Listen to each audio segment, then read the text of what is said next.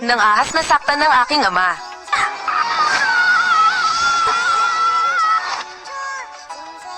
May mali. Nasa panganib si Bibi. Kailangan kong tingnan. Sino ang nangahas na saktan ng aking anak?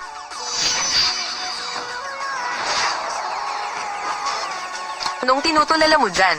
Bilisan mo. Parusa ba ito ng langit sa akin? Hindi ko dapat saktan ng batang ito. Guro, malapit na ang iyong kapangyarihan na umabot sa antas A. Mahina ka lang sa antas S. Kaya naman pala ang batang ito. Posible kayang siya ay isang karakter na antas S. Oo, siya ang anak ni Lim Tian. Sa tingin ko, isang mabaho lang na bata iyon. Antas S. Karapat dapat din ba siya? Mukhang sobra na ang pag-aalala ko. Matandang lalaki, talagang gustong mo ba akong saktan? Maya-maya, may kidlat na. Mabaho ang matandang lalaki. Hindi mo kakayanin iyon. Napakabobo mo. Parurusahan kita ngayon. Tingnan natin kung parurusahan din ako ng langit. Huwag.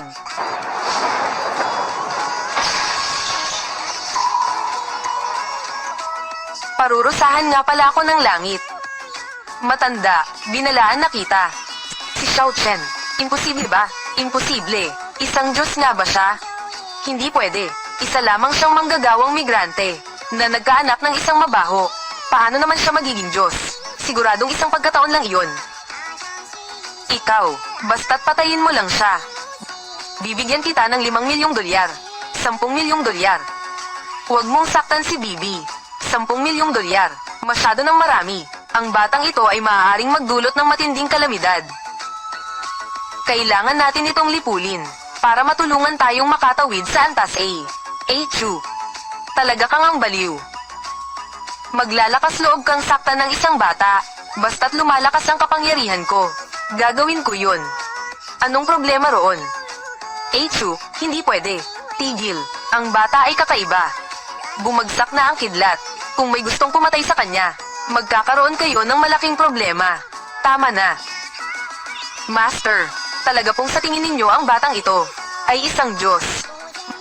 Masama, hindi lang ako isang engkantada, kundi isang S-class na engkantada. Nakakatawa naman.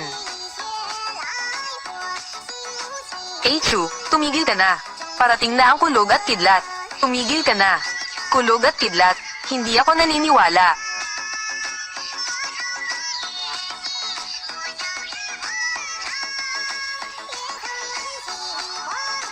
Tae, ang lakas ng loob mong saktan ng ama ko.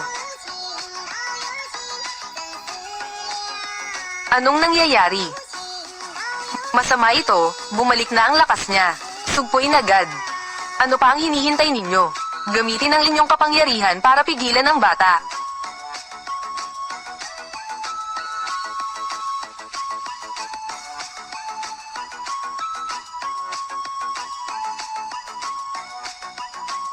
Walang makakapigil sa akin ngayon. Nasaraan na ako ng antas S. Bibi, ngayon na ang araw ng iyong kamatayan. Huwag. Huwag mong saktan ang anak ko.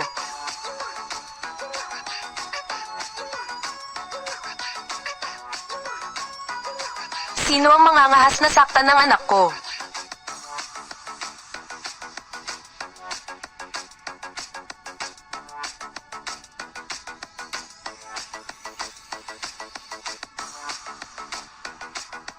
Nanay. Bibi, ayos na lang ba? Nanay, iligtas mo agad si tatay.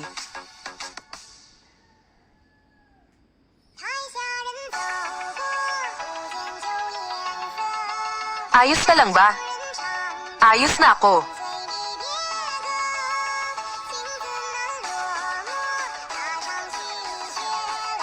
Tay, hindi kita niloko.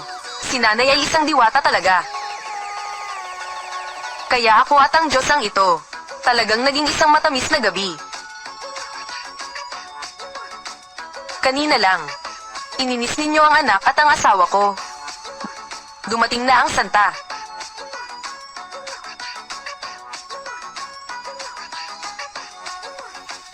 Anong santa? Nakikita ko, malinaw na isang halimaw ito. Tingnan natin kung paano kita susupilin.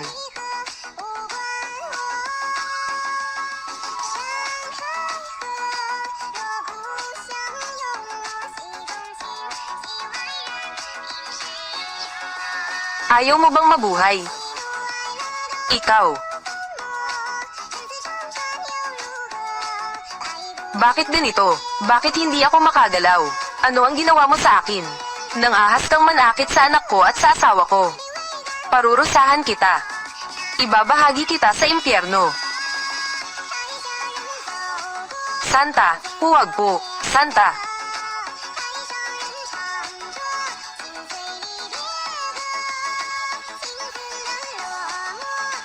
Kanina, binubuli nila sila. May kasalanan din kayo. Di ba? Patawad po, patawarin niyo po ako. Kung alam ko lang na si Elm Finn ang asawa ninyo, hindi ko po gagawin iyon. Ginoo Elm. Pakiusap, manalangin ka sa Santa na patawarin ako. Patawarin mo ako. Tama, Elm Finn. Tingnan mo dahil sa pagkakaibigan natin. Pakiusap, manalangin ka sa Santa na patawarin tayo. Ano? Naging kasama ka ba ni Elm Finn noon? Hindi iyon. Hindi ko iyon ibig sabihin. Lintian, tulungan mo akong magsalita. Bakit ka ba ganyan katanga? Bakit mo pa sinasabi yan? Kung ganoon, hindi na kita matutulungan. Kayong dalawa, dahil sa kaunting pagiging makasarili, hindi ko inaasahan, kayong mga bata ay nang-aapi sa isang bata. Sa totoo lang, hindi na kayo dapat mabuhay pa. Kung ganoon, parurusahan ko kayong maging hayop. Matuto kayong maging mabuting tao.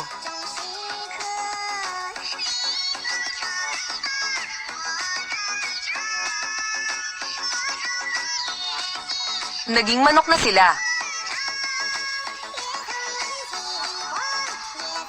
Nanay, ang galing mo. At sa inyo naman, mga taga-bundok dosen. Nakita naming napagtanto ninyo agad ang inyong mga pagkakamali. At marunong umamin ng pagkakamali. Ngunit ang mga alagad sa bundok dosen na ito, sa loob ng 100 taon ay hindi nakapagpaunlad ng kanilang kapangyarihan. Salamat po, banal na babae.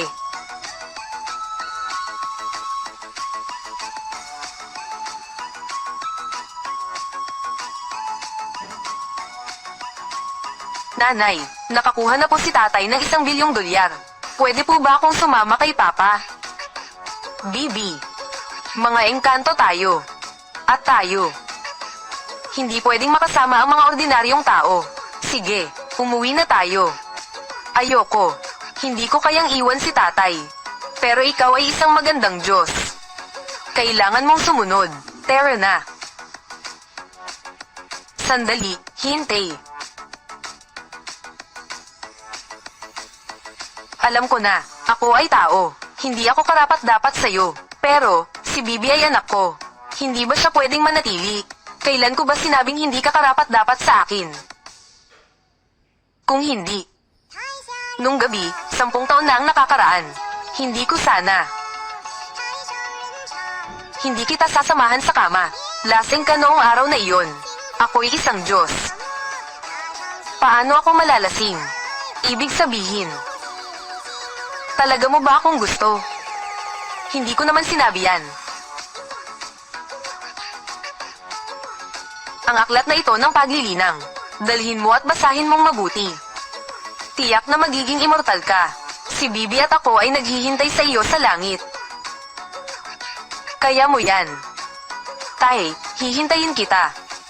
Tara na, Bibi.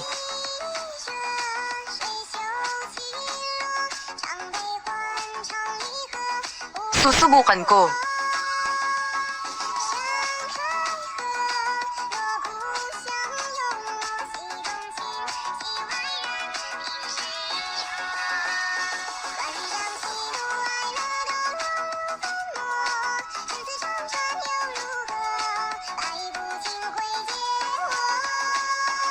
Ate, sa tingin ko, linti yan. Sigurado akong nagtagumpay na siya. Sa tingin ko, nasa langit na siya ngayon. Kasama ang hipag at si Bibi. Masayang-masaya silang magkakasama. Siguro ito nga ang paraiso. Tingnan mo, naging engkantada na talaga ako. Tay. Bibi. Tay.